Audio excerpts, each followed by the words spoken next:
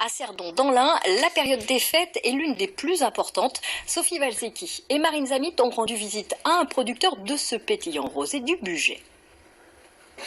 Ultime livraison de la journée. Daniel Bocard charge la dernière commande de l'année. 500 bouteilles de Cerdon en partance pour Besançon. En ce moment, c'est entre 3 et 4 000 bouteilles par semaine que l'on livre. Daniel Bocard possède 32 hectares de vignes dans le Bugey. Plus de la moitié est en appellation Cerdon. Un vin rosé pétillant à ne pas confondre avec le champagne. C'est pétillant, bien sûr, comme le champagne, mais c'est pas obtenu de la même méthode de fermentation en bouteille. Mais il y a beaucoup de sucre résiduel dans le Cerdon, donc c'est très fruité. Que le champagne, bien sûr, est sec et brut, c'est complètement différent.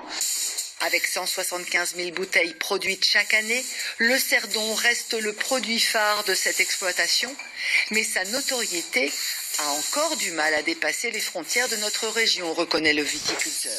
Moi, j'en exporte un petit peu aux États-Unis, en Belgique, un petit peu au Japon aussi, ça commence seulement.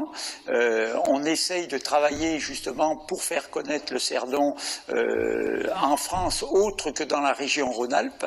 La sommelière Caroline Deschler est devenue une ambassadrice de ce cru du Bugey, et pourtant... Quand je l'ai découvert au début, on ne s'est pas entendu tout de suite. En fait, moi, j'aimais pas ce côté trop sucré.